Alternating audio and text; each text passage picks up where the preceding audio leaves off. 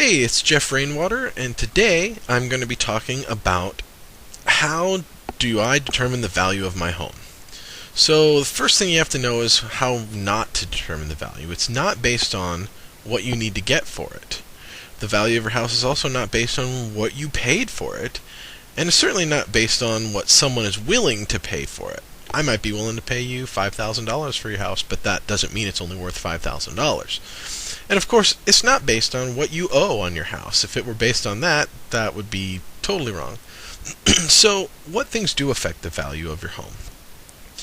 Well, first off, the condition of your home. That's going to definitely affect it. The economy of the area, the size and the amenities. So if it's a 3-bedroom house versus a 4-bedroom house, how many bathrooms, if it's got a pool, that kind of thing. The location is probably the biggest factor, and of course the competition that's on the market. So you want to determine the value of your house. So here you are with your little family and your kids and your dog and your house, and you figure, how do I determine what the value of my house is? Well, you can do it yourself or you can have a professional do it. So you figure, okay, I'm going to call Bob. Here's Bob. He's an appraiser. You can tell that obviously by the fine drawing there with the briefcase and the tie and everything. So that's Bob. Now, Bob gets most of his work through the banks, and that's because Bob does mostly appraisals for loan origination purposes, and he gets quite a bit of money for doing that. It's not a cheap thing for someone to get an appraisal done. So you figure, well, gosh, Bob's so busy, I think I'm going to call Jeff. Jeff is me, of course, and Jeff is a real estate agent. And Jeff says he's going to do it for free, but he doesn't do appraisals. Jeff does CMA. That's a comparative market analysis. Now, real estate agents do comparative market analysis, and appraisers do appraisals. And they're basically very similar, and they're should come out with the same results because we're all using the same data. Now, we also do what's called BPOs, and that's basically a CMA, but it's for a bank instead of for you. So it's a broker price opinion, and it's similar to an appraisal, but it's also similar to a CMA, except for the BPO is for the bank and the CMA is for you. And so it just gets really confusing, and we draw lots of arrows, and you get very confused. So let me break this down for you. Appraisal, a BPO, and a CMA. An appraisal is done by an appraiser. It protects the lender.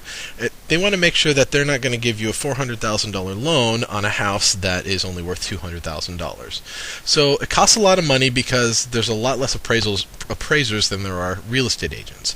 So it takes some time to schedule that out. It's done by an appraiser, primarily for loan origination purposes. Now, sometimes the banks want to know what the house is worth without getting an appraisal done, so they do a cheaper alternative, which is called the broker price opinion, BPO. That's where real estate agents come in. They do that for much less expensive, and uses all of their same forms and everything in their format and all of that.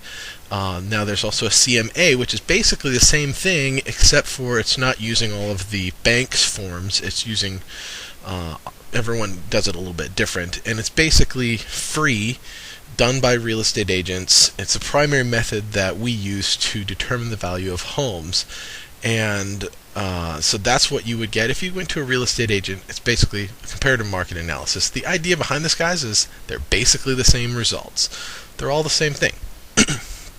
So, how do you determine what a comparable home is? Well, a comparable home is going to be similar in size, style, and amenities. If your house is a 2-bedroom house, you don't want to be comparing it to a 4-bedroom house, right? It's also going to be in the same neighborhood, in the same area. Now, I look at usually a half mile. If it's in a high population area, smaller than that. If it's in a rural area, you may have to go a mile or two. You also want to look at specifically sold or pending houses. That's going to be your best information as far as how to determine the value of the home is based on real data, real sold houses. But you also want to consider other comparables as well. A lot of agents just stop at sold and pending, and they don't go and look at expired listings and active listings. Active listings are going to be your competition that's on the market. Very important to know what your competition is to price your home right. Expired listings is going to give you the upper end. That's going to tell you what not to price your home at because those ones aren't selling.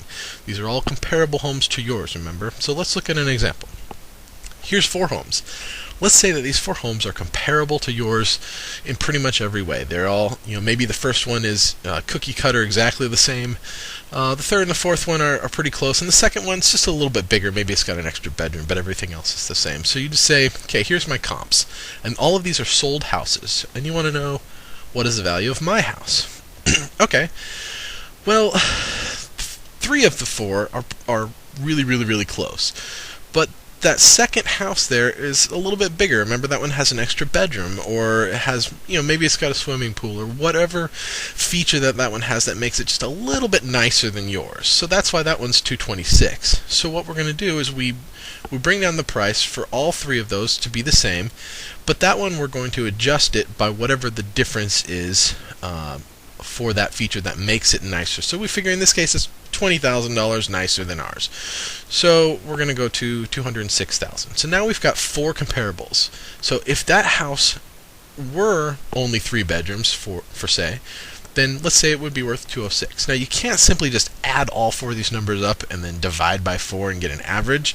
That wouldn't really work. What we want to do here is we want to get the price per square foot. So you take the sale price of each of these, you divide by the number of square feet, and that gives you the price per square foot. You now can take that data, multiply it by your square footage, and bam, there you go, you've got your first estimate.